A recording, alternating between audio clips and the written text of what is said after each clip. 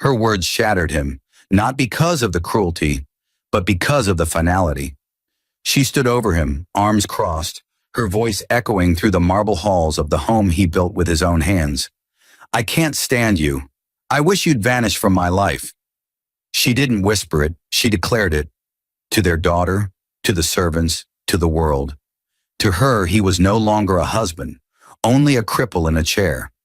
But what she didn't know, what no one in that house could have imagined, was that those words would ignite the most ruthless, calculated, and devastating response a betrayed man had ever delivered.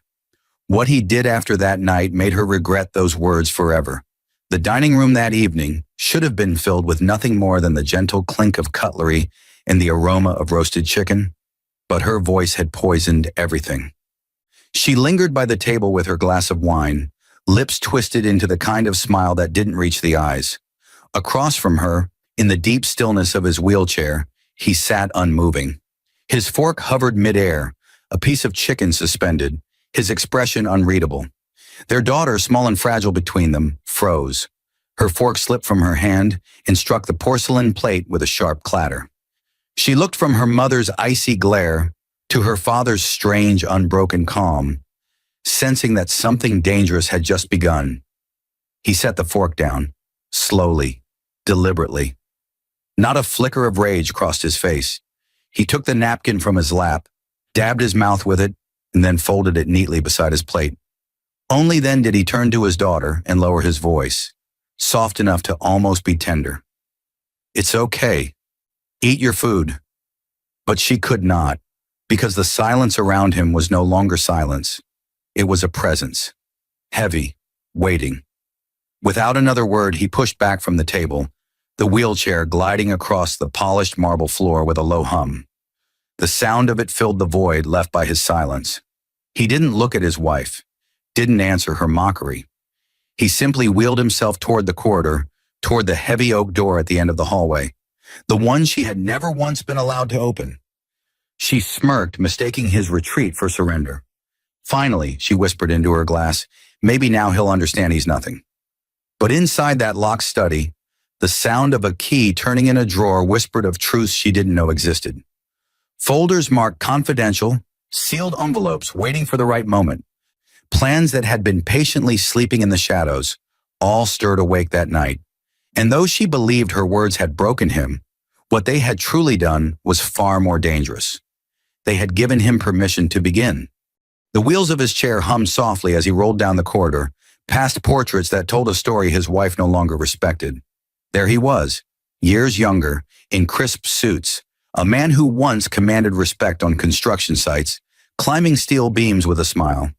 Next to those photos, newer ones, after the accident, his wife at charity galas, radiant, while he sat in the background, his presence more like an accessory than a partner. She had let the frames hang as reminders of who he used to be and who she now believed he was, a relic. He stopped in front of the oak door. For a moment his hand hovered over the brass key, his reflection faint in the polished surface. Slowly, deliberately, he unlocked it and pushed the door open. The room was nothing like the rest of the house. No glittering chandeliers, no polished marble. Here the air smelled of ink, leather, and steel. Floor-to-ceiling shelves lined with files. A wide mahogany desk with locked drawers.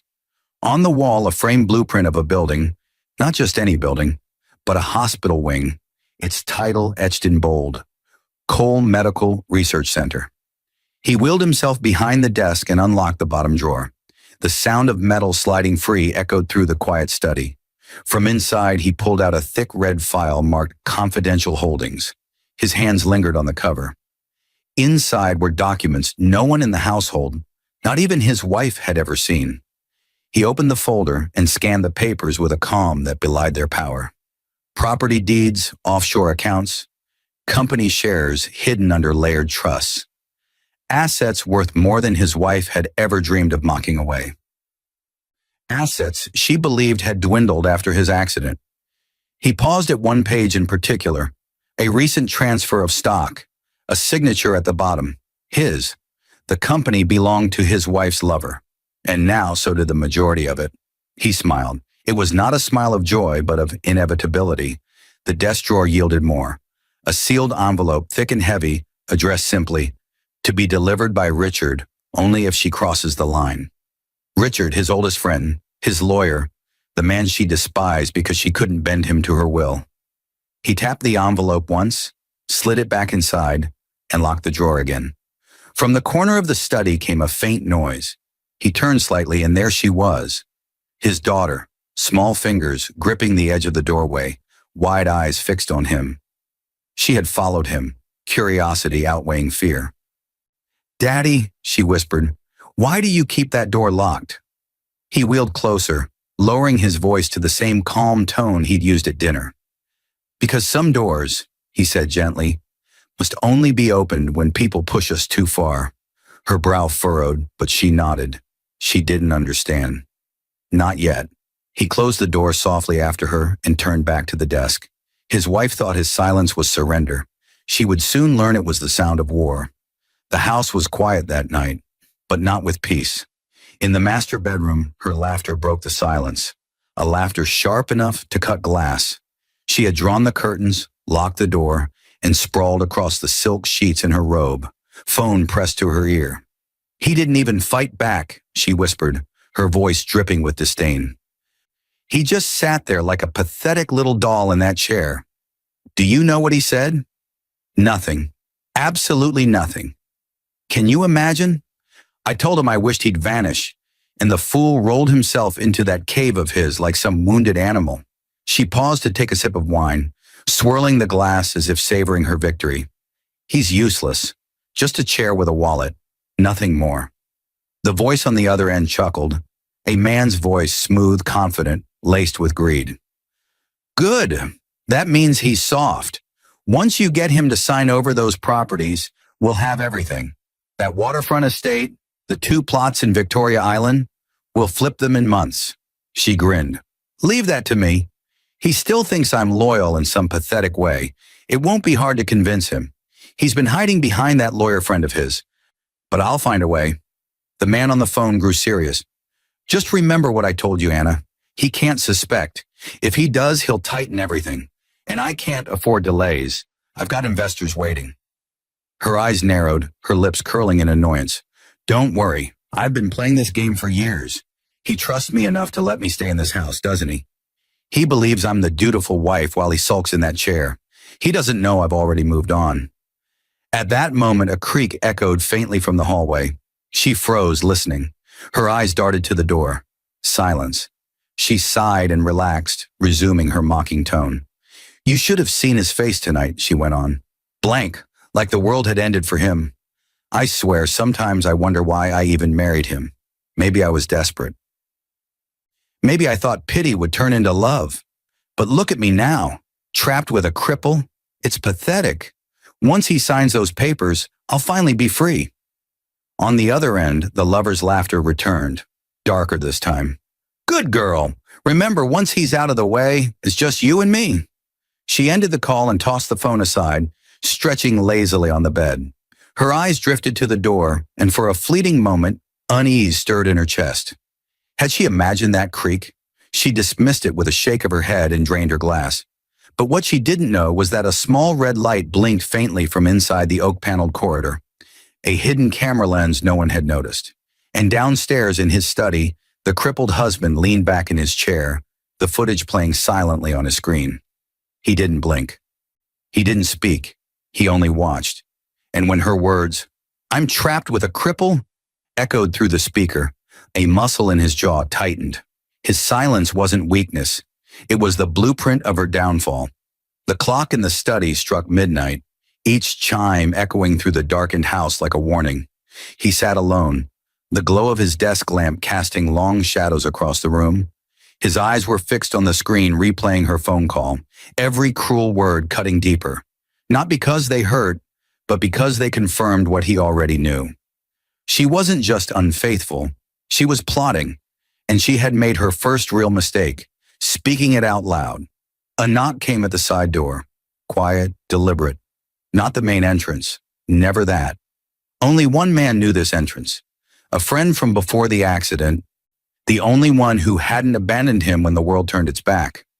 He wheeled across the study and opened the narrow door. Richard stepped in, tall and sharp in his charcoal suit despite the late hour. His presence carried the same steady authority it had when they'd sat side by side in lecture halls decades ago. His hair was streaked with silver now, but his eyes were clear, alert, and loyal. "You called," Richard said simply. He nodded and rolled back to the desk. With a hand that no longer shook, he reached for the drawer, unlocked it, and pulled out the thick envelope sealed in wax. He placed it on the table between them. Richard glanced at it, then at his friend. "So it begins?" "Yes," the husband answered quietly. "She's crossed the line." Richard's jaw tightened. He didn't ask for details. He didn't need to. They had prepared for this moment long ago, in whispers and signatures, in trust agreements buried beneath layers of corporate law. But still, he waited. The husband leaned back in his chair, the shadows making his calm expression almost unreadable. "Tonight she told me to vanish, wished me gone. Then she called him, the real estate parasite. She thinks I'm finished. She thinks I'm weak." He tapped the envelope once with his finger. "I want you to make sure she learns otherwise." Richard's eyes flickered with something like satisfaction. "When?" "Not yet," he replied. "Timing is everything. I want her to believe she's winning. I want her to smile in his arms, thinking the world belongs to her. Only then will she see what it feels like to lose everything." Richard nodded slowly, a man accustomed to patience. He reached for the envelope, then hesitated. "Are you ready for what comes after?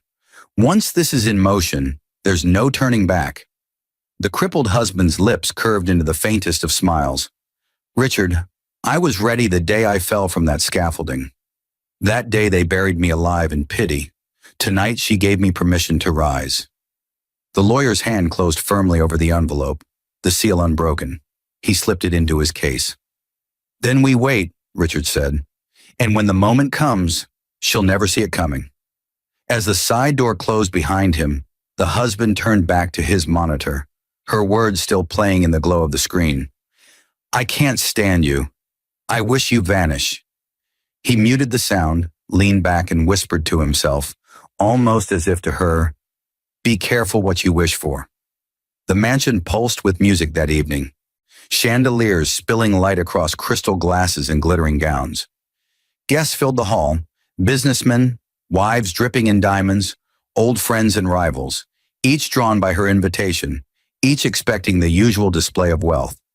She floated through the crowd in a scarlet dress, radiant and laughing, a perfect hostess.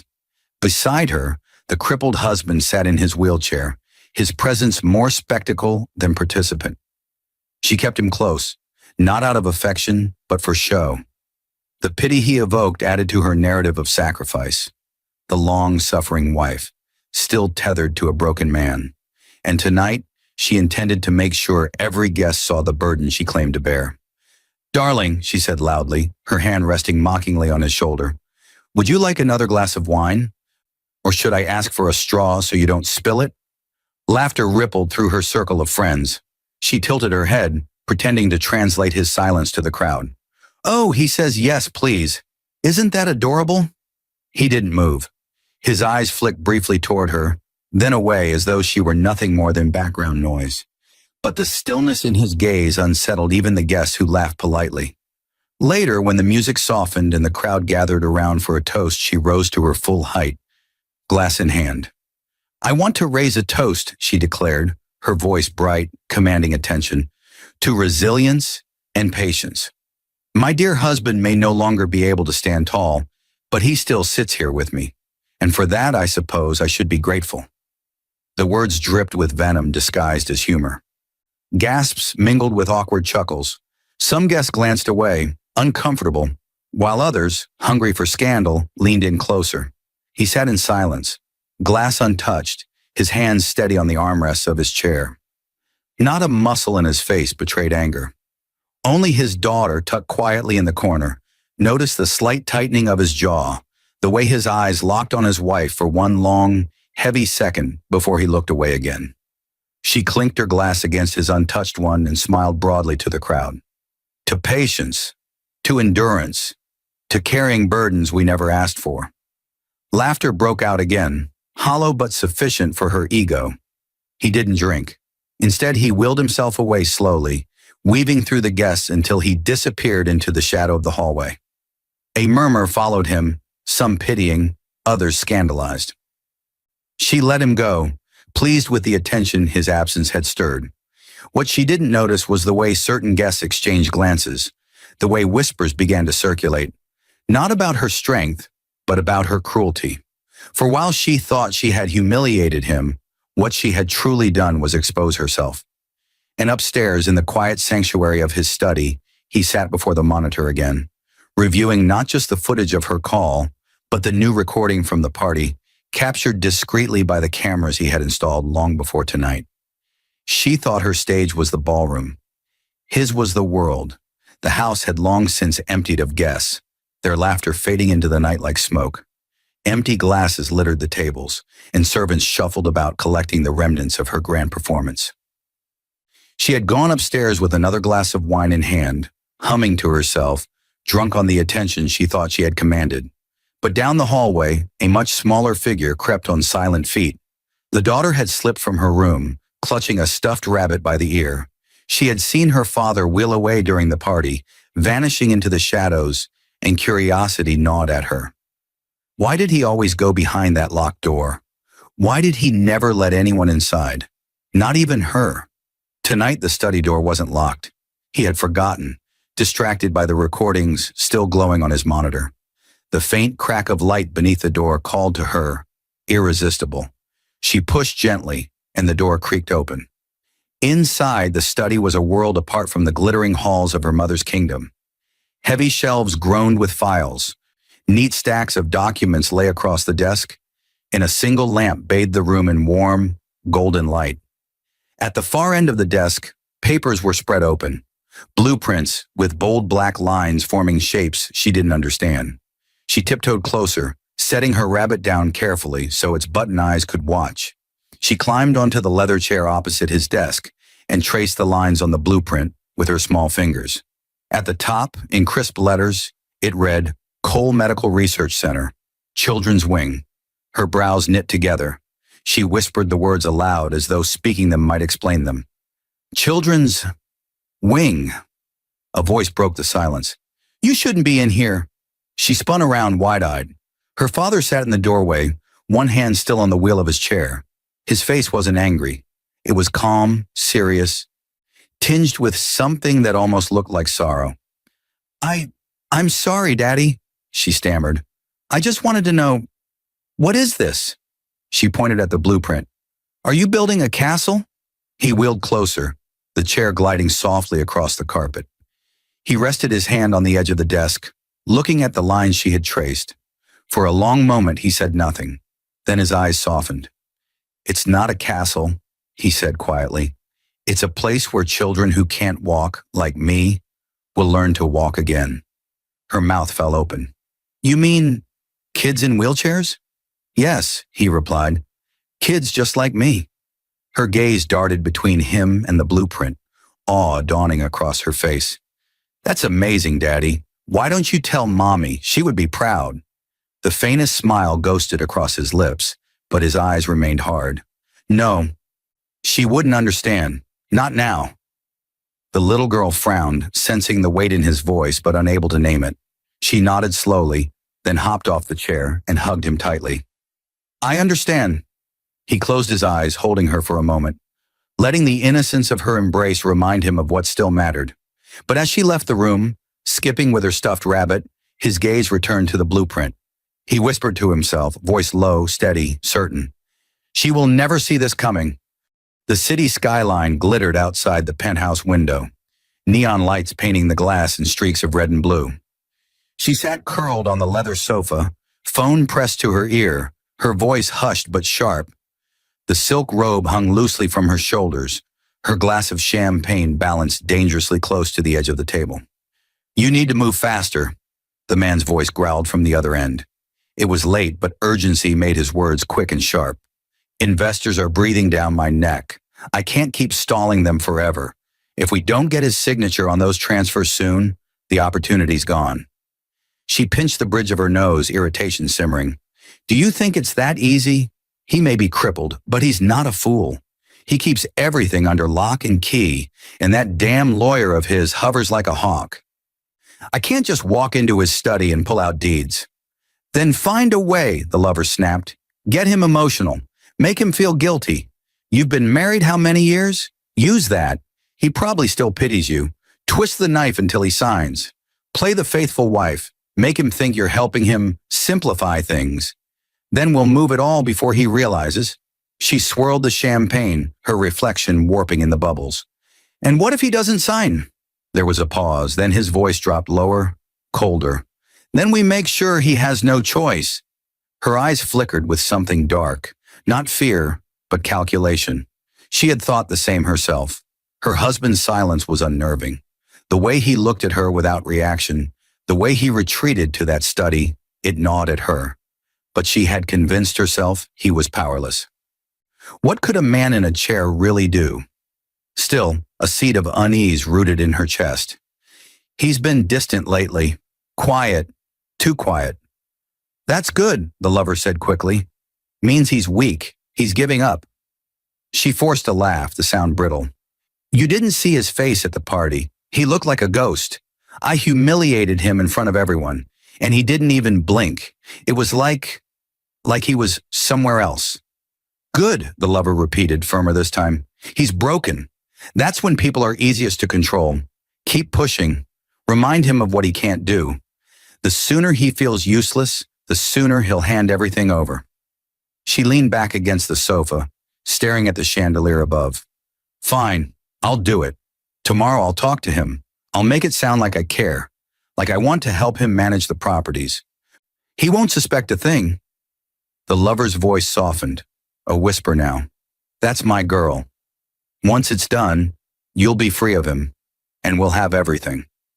She ended the call and sat in silence, staring into the golden fizz of her glass. For the first time, the thought flickered through her mind. What if he already knew? She shook it off quickly, taking a long sip. Upstairs, the red light of a hidden camera blinked once in the darkness. And in his study, he watched the call play out live, his hand resting calmly on the sealed envelope on his desk. The trap was already closing. The next morning, the house was tense, heavy with unspoken words. Sunlight streamed through the tall windows, but it couldn't brighten the atmosphere at the breakfast table. He sat at the head, coffee untouched, papers neatly stacked beside his plate. She strolled in late, draped in a silk robe, her movements languid as though she owned not just the house, but the man in it. She poured herself juice, deliberately ignoring him until she was seated. Then, with a falsely sweet tone, she began. You know, darling, I've been thinking. She leaned forward, her chin resting on her hand. Managing all these properties must be such a strain for you. The travel, the meetings, the endless signatures. It can't be easy, trapped in that chair. He didn't answer. He stirred his coffee once, slowly, his eyes on the swirling liquid. I could help you, she pressed, her voice tightening under the sugar. If you signed over a few of them to me, I could take care of the details, free you of all that pressure. You'd finally be able to rest, to live quietly without stress. Still silence. Her patience snapped. She slammed her glass down, juice splattering across the white tablecloth. Don't you get it? You're dead weight. You can't even climb the stairs of your own house without help. I'm tired of pretending. I'm tired of dragging you around like some broken doll. I can't stand you. Her voice rose, sharp enough to pierce the walls. The servants in the hallway froze. Their daughter, halfway down the staircase, clutched the railing, eyes wide with dread. The wife's chest heaved as the words came out before she could stop them. I wish you'd vanish. Do you hear me? Just vanish from my life. For a heartbeat, silence reclaimed the room. Even the air seemed to wait. Then for the first time, he moved. He placed the spoon gently on the saucer, lifted his head and looked at her. His eyes met hers, calm but cold, carrying the weight of something she had never seen before. Be careful what you wish for, he said quietly. Her breath caught. There was no anger in his tone, no pleading, no sadness, just certainty. Certainty that made the hair on her arms rise. She tried to laugh it off, waving a hand. Empty threats. You can't even leave this house without me knowing. But his gaze didn't waver. He rose slightly in his chair, his hands steady on the armrests, as if every word she had hurled at him had already been measured and filed away. Their daughter gripped the railing tighter, her small voice trembling as she whispered into the silence. "Daddy?" He turned his head, gave her the faintest nod of reassurance, then wheeled away from the table without another word. The echo of his chair, wheels across the marble floor, was louder than her scream of frustration, and for the first time, a flicker of fear pierced her arrogance, because in that quiet, chilling tone, she had heard not defeat, but a promise. The following morning dawned unnaturally still, no sound of wheels humming across marble, no soft voice greeting the staff, no familiar rustle from the study. The house felt hollow, as though something vital had been ripped from its walls overnight. She awoke late, hungover from rage more than wine. The bed beside her was untouched, cold. At first she didn't care. Perhaps he had sulked in his study all night, as usual. Good, she thought bitterly, let him drown in his papers in silence. But when she descended the staircase, a strange sight froze her mid-step. In the center of the grand foyer, beneath the glinting chandelier, his wheelchair stood empty, perfectly still. No cushion, no blanket, just the chair itself, abandoned as though its occupant had risen and walked away in the middle of the night. The servants murmured nervously, whispering to one another. One of them swore she had heard the side door open around midnight. Another insisted she saw no one leave. Their whispers only fueled the tension hanging in the air. She walked toward the chair, her heels clicking against the marble, each step echoing louder than the last. Her hand brushed against the cold metal armrest. Her heart skipped. "Where is he?" she demanded, her voice sharp. The butler lowered his eyes. "Madam, we don't know. The study is locked, and he hasn't been seen since last night." She scoffed, but her pulse quickened. "Ridiculous. He can't just disappear." Yet even as she said it, the memory of his words from the breakfast table struck her like a whip. "Be careful what you wish for." Her lips pressed into a hard line. She marched to the study, key in hand, and flung the door open. The desk was immaculate, files stacked neatly, lamps switched off. No sign of disturbance. But on the desk, placed deliberately in the center, lay a single envelope. Her name written across the front in his hand. She snatched it up, tore it open, and unfolded the letter inside. "Anna," it read, "you said you wished I would vanish. Consider your wish granted. Do not look for me. Do not call Richard. Do not pretend to care. From this moment, you and I are nothing. Live with your words. They are all you have left." Her hand trembled, the paper crumpling between her fingers.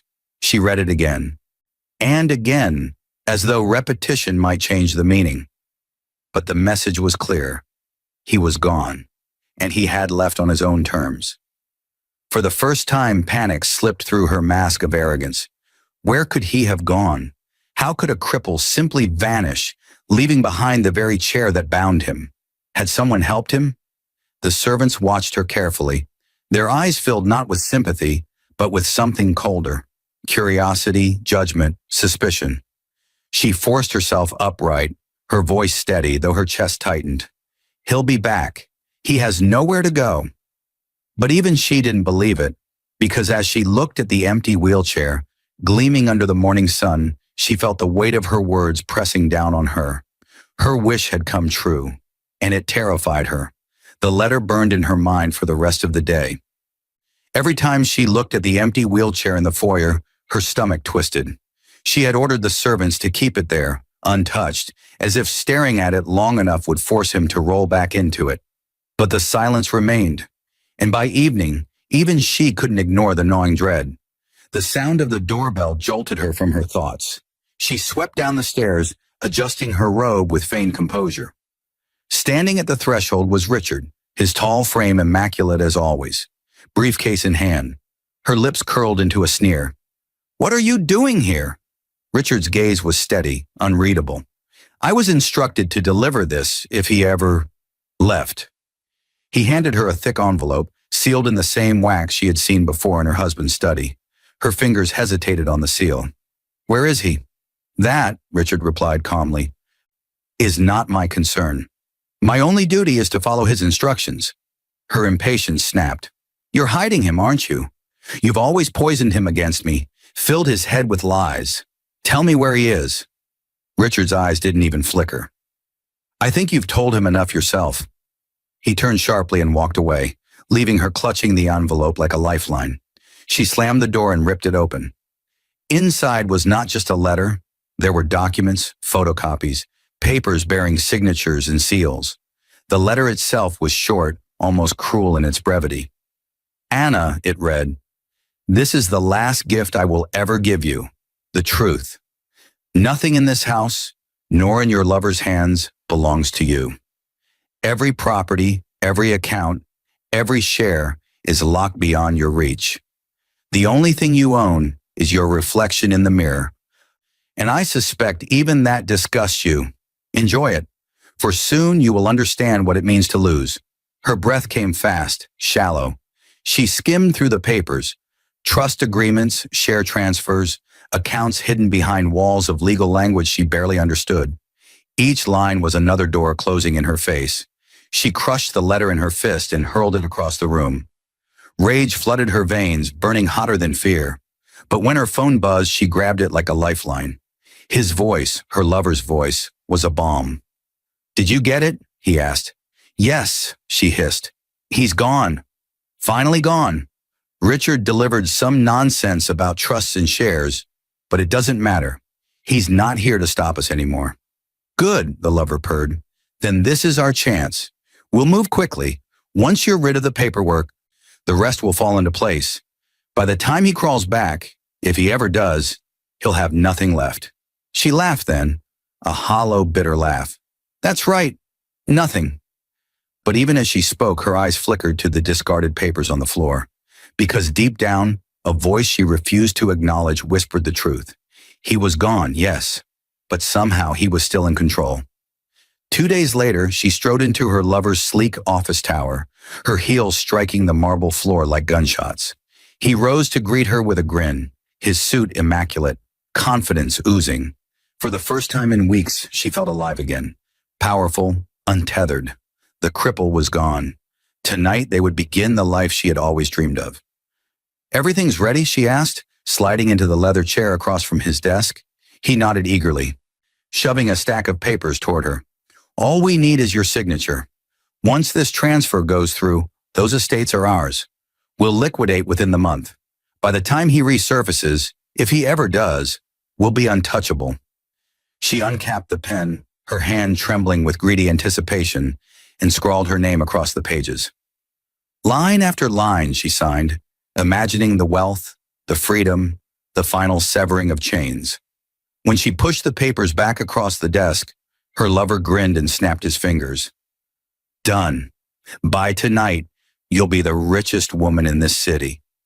But when his secretary rushed in an hour later, her face pale, the triumph collapsed. Sir, she stammered, the bank, they've rejected the transfers. What? His voice cracked like a whip. They said the accounts are frozen, all of them. They require dual authorization from Mr. Cole himself. Her blood ran cold. That's impossible. He's gone. The secretary's eyes darted nervously. Apparently not on paper. He signed legal instructions with the bank 6 months ago. No transaction can move forward without his consent. Her lover snatched the documents from her, scanning them with shaking hands. Every page confirmed it. Safeguards, locks, stipulations written in ironclad legal language. She stared, her throat tight. No, he couldn't have planned this. Oh, he planned it, her lover snapped, slamming the file shut. Every word of this reeks of foresight. He knew you'd try this. He knew I'd be involved. He's not just gone, Anna. He's choking us from the shadows. Her voice rose, shrill with disbelief. Then break it. Find a loophole. There isn't one, he barked. The man buried us in contracts. Every asset is locked. Every company shielded. It's like he vanished and left his ghost in charge. Her chest heaved. She gripped the edge of the desk until her knuckles whitened, her mind racing. She had wished him gone, and now somehow he had managed to disappear while still pulling every string. Her lover's eyes narrowed, suspicion dawning. You said he was weak. You said he was finished. But tell me, Anna, does this look like weakness to you?" She couldn't answer. The papers on the desk screamed louder than any words. He wasn't weak. He was in control. And somewhere out there, he was watching. She shoved the chair back violently and stormed toward the door, but not before catching her reflection in the glass wall of the office. For the first time, she saw it. Not the image of a woman freed from a crippled husband, but of a pawn dancing on invisible strings. And the one pulling them was no longer in sight. The news broke like wildfire, spreading across the city in whispers, headlines, and hurried conversations. An anonymous donor had funded the construction of a state-of-the-art medical research center. The grand opening was scheduled for that weekend, with dignitaries, press, and philanthropists in attendance. What caught her eye, however, wasn't the building itself. It was the photograph printed in the morning paper. She nearly dropped her coffee when she saw it. There, in crisp black and white, was his face. Not a grainy, outdated portrait, not an old file photo. Current, alive, standing. Her crippled husband, the man she had mocked and wished away, was captured mid-handshake with the city's governor, a cane in his hand instead of a wheelchair beneath him. The headline screamed, "Mysterious benefactor funds 50-mile-an-hour children's wing." Her heart slammed against her ribs. The mug shattered on the tile floor. "No," she whispered, voice cracking. "No, it's impossible." But the image was undeniable. He was alive. He was walking. And he had chosen to reveal himself not to her, not to their home, but to the world, on a stage she couldn't touch. That weekend, she found herself swept into the glittering lobby of the new hospital, dragged along by her lover who insisted on attending. "If he's back, we need answers," he hissed, gripping her arm too tightly. "We need to know how much he knows." The crowd was electric, cameras flashing as the ribbon-cutting ceremony began. A hush fell over the audience when the announcer's voice boomed, "Please welcome our benefactor, a man whose vision and generosity made this possible, Mr. David Cole." Gasps erupted as he stepped onto the stage. Dressed in a tailored suit, cane in hand, he carried himself with a steady grace that made the crowd rise to its feet. For months she had sneered at him as weak, broken, pathetic. But here he was, towering over the memory of that chair. His very presence silenced every whisper of pity. Her nails dug into her palm as the applause thundered. She wanted to scream to deny what her eyes saw. But the cameras were everywhere, catching her frozen expression, her lover's slack-jawed disbelief. David Cole raised his hand for quiet, his voice carrying easily across the hall. "When I fell, many believed I would never rise again. But what they didn't know was that the fall wasn't an end. It was preparation." He gestured toward the building behind him. "This center is not about me. It's about every child who has been told they'll never walk again. To them, I say, never let someone else's words define your future." Her knees nearly buckled. Words. The words she had thrown at him like daggers. "I can't stand you. I wish you vanish." He wasn't just alive. He was stronger, respected, admired. And every syllable of his speech was a blade sliding beneath her skin, exposing her cruelty for what it was. The crowd roared. The cameras flashed. And in the corner of the room, hidden behind designer sunglasses, Anna Cole trembled. Because for the first time, she realized what regret truly felt like. The hospital gala had barely ended when whispers began swirling in the business district. Investors murmured. Journalists dug deeper. And by the time Monday arrived, the city buzzed with anticipation for the press conference called by her lover's real estate firm. Anna sat beside him in the glass-walled boardroom, her nerves raw. He had insisted she come.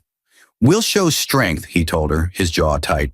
"We'll prove to everyone that David's little stunt changes nothing."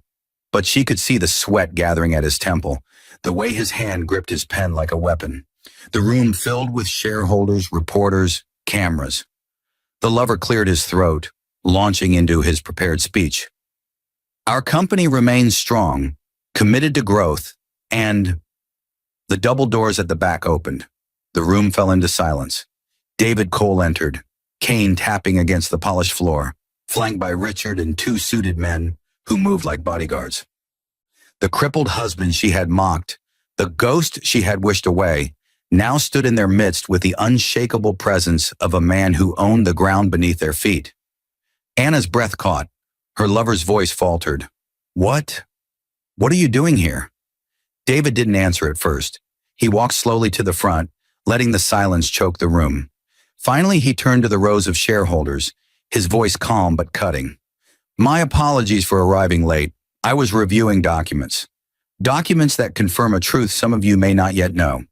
He set a folder on the table and slid it forward. As of 6 months ago, I acquired a controlling stake in this company. Gas rippled through the room.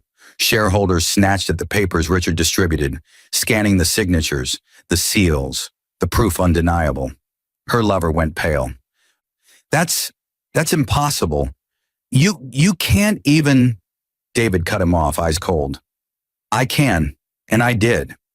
While you were whispering in my wife's ear about stealing from me, I was quietly buying the ground out from under you. Every percentage point, every share, until the company you boast about is no longer yours. Anna's chest tightened. She looked at her lover, saw his composure crumbling, his empire slipping like sand through his fingers. David leaned forward, his words sharp enough to draw blood. You thought you could strip me of what was mine. You thought I was weak because I sat in a chair. But power does not come from legs or appearances or the arrogance of fools. Power comes from foresight, and foresight is something you never had. The room erupted. Cameras flashed wildly. Shareholders whispered with feverish energy. Some even applauded, eager to align themselves with the new authority in the room. Her lover sank into his chair, face ashen. Anna reached for his hand under the table, but he pulled away, his eyes filled not with love, but with fury. And in that moment, she realized she had lost both men, the one she betrayed and the one she betrayed him for. David turned once, his gaze flicking briefly to her. Just one look, no words, and yet it struck harder than any speech. It was the look of a man who had not only survived, but conquered. And she was already dust in his shadow. The ballroom glittered with chandeliers and the soft hum of violins. It was the annual charity gala, a night where the city's elite flaunted wealth under the guise of philanthropy. Anna stepped out of the black limousine, her arm entwined with her lover's. She had dressed to kill, an emerald gown clinging to her figure, diamonds winking at her throat. She lifted her chin as photographers' flashes popped, determined to reclaim her place among the powerful. This is our stage, her lover whispered, his smile forced. They'll see we're untouchable. But inside, the air felt wrong. Heads turned as they entered, but not in admiration. Whispers rose, sharp and cutting, like knives slipped between ribs. Anna forced her smile wider, though her gut churned. Something was happening. Then the announcer's voice boomed through the hall. Ladies and gentlemen, please rise to welcome tonight's guest of honor, the man whose generosity has transformed lives across this city, Mr. David Cole. The words struck her like a blow. The room erupted in thunderous applause, and then he appeared. David entered with Richard at his side, dressed in a tailored black suit that gleamed under the lights, his cane striking the marble floor with a rhythm that silenced even the loudest whispers. Cameras flashed, people surged forward to shake his hand, and a path opened for him as if he were royalty returning to claim his throne. Anna froze. Her lover's grip on her arm went slack, his face draining of color. She tried to laugh it off, raising her voice just enough. Oh, look who decided to play philanthropist. How inspiring. But the words fell flat. No one was listening to her. The entire hall was focused on David, their crippled host turned icon of resilience. He didn't acknowledge her at first. He accepted greetings, shook hands, and let the room drink in his presence. Then slowly, his eyes found her across the hall. Their gazes locked, and in that single glance she felt stripped bare. It wasn't anger she saw in him. It was power. Unshakable, undeniable power. The announcer called for silence as David approached the stage. The spotlight followed him, illuminating the figure she had once belittled, transforming him into something untouchable. Tonight, he began, his voice steady, resonant, We celebrate not wealth, but the responsibility that comes with it. True strength is not measured by what we keep for ourselves, but by what we give to others. Applause rolled through the hall. Anna's throat tightened. Every syllable of his speech was a mirror, reflecting her cruelty, her greed. And then, as if fate wanted to drive the nail deeper, a camera crew panned the audience. The live feed splashed across the massive screen behind him. Her face filled the display, startled, rigid, pale. The crowd shifted, murmurs rising. Some recognized her. Others whispered the rumors they had heard. The affair, the humiliation, the cruel words to a man now revered. Her lover shifted uncomfortably beside her, sweat glistening at his brow. She wanted to run, but the cameras pinned her in place like an insect under glass. And all the while, David stood at the podium, smiling faintly, saying nothing. He didn't need to. The silence of his gaze was enough. For the first time in her life, Anna Cole felt the weight of true humiliation, and it was only the beginning. The ballroom had fallen into a reverent hush. The chandeliers shimmered above, casting light over a sea of faces. Every eye locked on the man standing at the podium. David Cole gripped the edges lightly, his cane resting at his side. For years they had seen him wheeled into rooms as an afterthought, silent and diminished. Tonight he commanded the stage as if he had never been anything less than towering. He let the silence stretch, each second drawing the crowd deeper into his gravity. When he finally spoke, his voice was low, but carried to every corner. There was a time, he began, when I believed my life had ended. An accident left me broken, and I was told I'd never walk again. I was told to accept that my best years were behind me. He paused, scanning the room. But words are powerful. They can destroy, or they can ignite. A murmur ran through the audience. Anna's stomach twisted. She knew where this was going. David continued, his tone sharpening. Someone close to me once told me they wished I would vanish, that I was a burden, that I was nothing.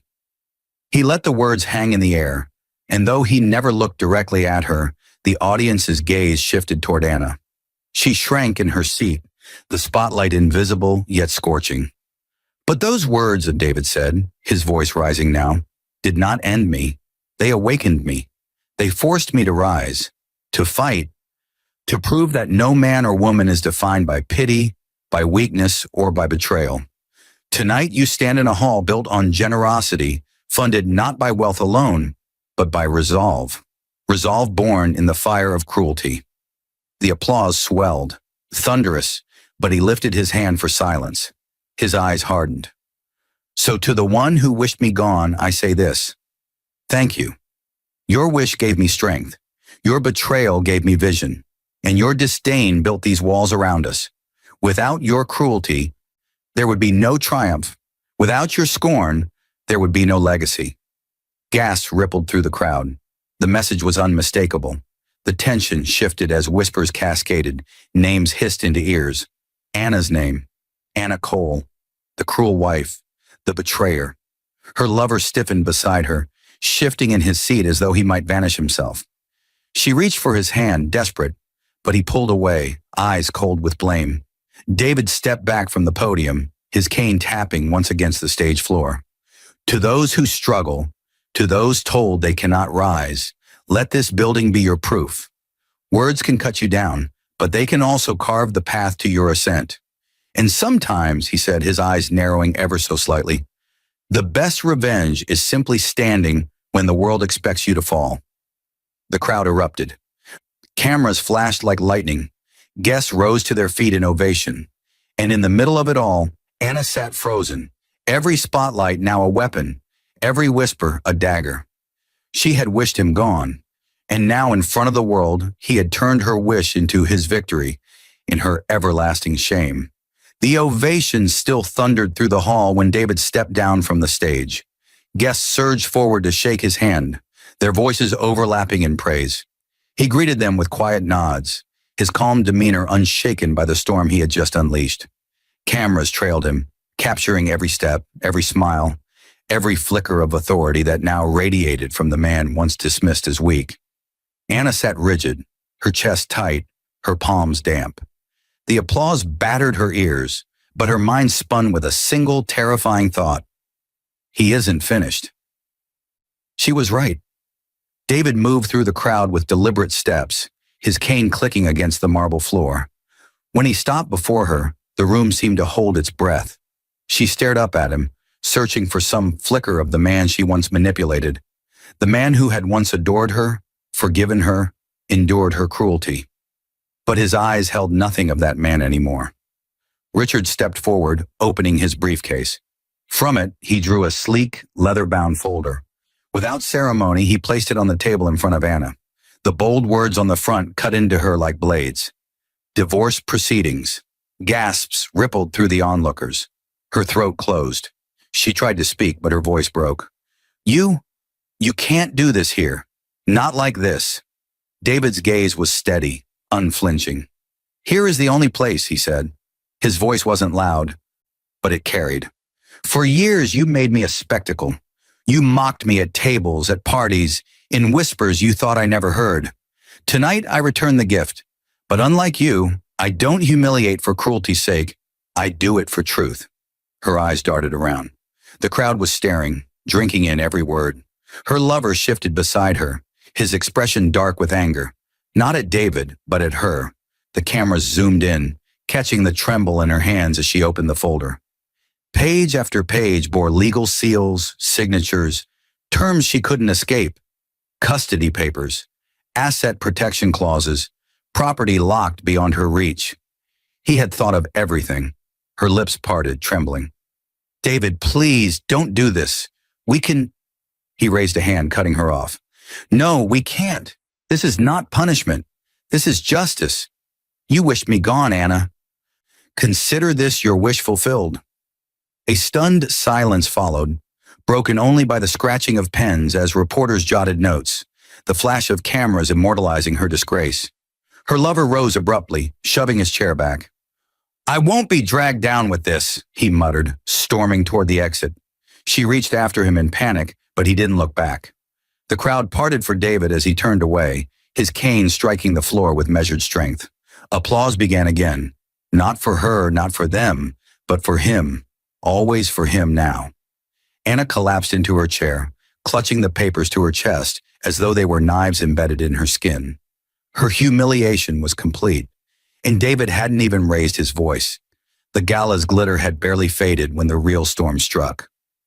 Courtroom doors swung open weeks later to a sea of flashing cameras, reporters jostling for position. Headlines screamed of betrayal, scandal, and fortune. But inside the polished wood walls, the battle wasn't about wealth anymore. It was about blood. Anna sat rigid at the defendant's table, her once perfect composure eroded by sleepless nights and whispered gossip. The diamonds on her neck felt like shackles. Across from her, David sat straight-backed, cane resting against the table. No wheelchair in sight. The sight alone unsettled her. He had shed the image of weakness completely. The judge called the session to order. Papers shuffled, lawyers murmured. Richard rose calmly, holding a thick file. Your Honor, he began, this case is not merely about divorce. It is about the welfare of a child. My client seeks full custody of his daughter, citing the mother's cruelty, infidelity, and neglect. We submit evidence, recordings, witness testimonies, financial documents that show not only moral unfitness, but active endangerment of the child's well-being. Anna's chest tightened as the recordings began to play. Her own voice filled the courtroom, cruel and cold. I can't stand you. I wish you'd vanish. Another recording played, her phone call with her lover, mocking David as a burden, dismissing her daughter as just baggage. Gasps filled the room. Even the judge's face hardened. Anna shot to her feet. Those were private. They were taken out of context. Sit down, Mrs. Cole, the judge snapped. She sank back into her chair, trembling. Then came the final blow. The daughter was called forward, small, nervous, clutching her stuffed rabbit. She climbed into the witness chair, her big eyes glancing from her mother to her father. Sweetheart, the judge said gently, who do you want to live with?